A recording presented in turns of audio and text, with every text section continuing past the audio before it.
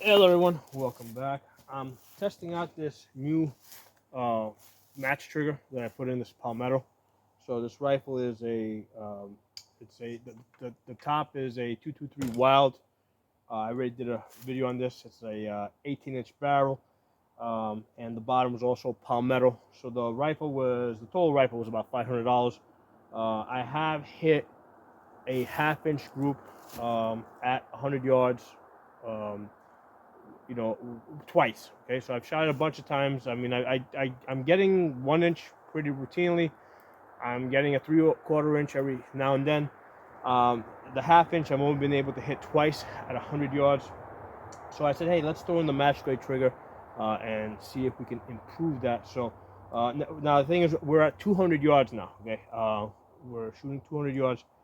So ideally, we'd have under the best conditions, we'd be hitting a 1 inch group. Which would be a half MOA. All right, so let's take a. I got 5 shots in the 5 rounds in the magazine. Now it is getting dark. Okay, it is starting to get a little bit dark here. So looking through the scope, you see a lot less. Once the sun starts going down a little bit, first of all, the camera has automatically switched to night mode. So what you guys are seeing is actually a little bit brighter than what it actually is. And then when you're looking through the scope, it looks even darker. So let's see what we can get at 200 yards.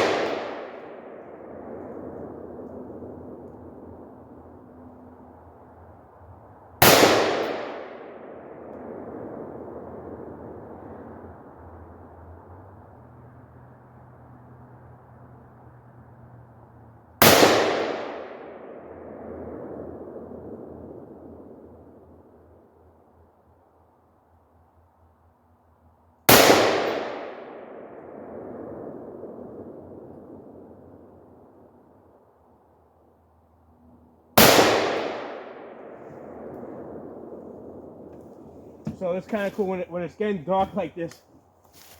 I looked to the side to check my ejection port to see if it was empty. Couldn't see anything. I had to actually put my finger in there to make sure that my ejection port was open and there's nothing in the chamber. So it's kind of funny how, you have to make do when it starts getting dark. So like I said, it is a little bit darker than what you guys are seeing in the camera. Dust cover. So for me, this is the Brash Tactical Sling. This is a fast loop strip sling, really practical. I mean, for me, it's just a practical thing as I'm moving around in the woods, being able to sling the rifle behind me, and then basically I could pull it here and really tighten it up. So as I'm moving up and down the range, things not moving all over the place, hitting tree branches and stuff like that, and I can really tighten it up pretty good. So I've actually I have a couple of these from Brash Tactical. It's like $25 if you get the hardware. I've got so much hardware. I just get the sling itself, and then I put the hardware on myself because I got so much of it. So it usually costs me about $16. So I have a sandbag here. So this is really, bagging the back of the gun is really helps you stabilize it. So you use the bipod in the front, and basically it's a sock that I filled with sand.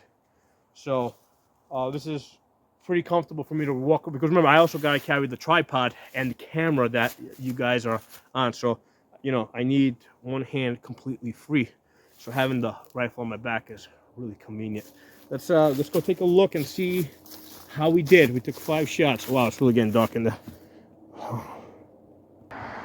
So as I'm moving through this more open area, it's actually a little bit more lit than the area that I was shooting from.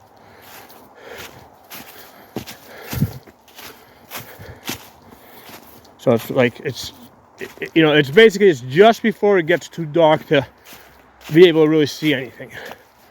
So let's see, let's pull this out. Let's see what kind of hits we got.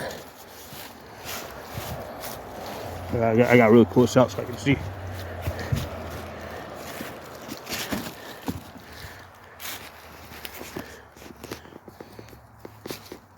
Where'd they go? Oh, they dropped all the way down here.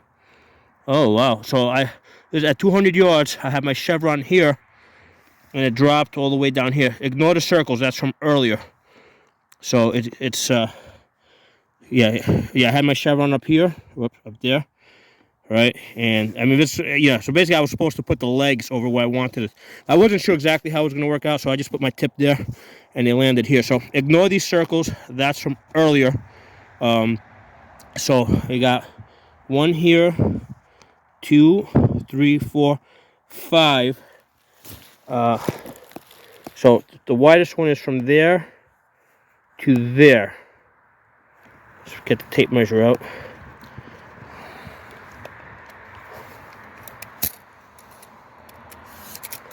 All right, so that's from there to there are the widest ones. So that's a total of 3¼ inches at 200 yards in low light conditions.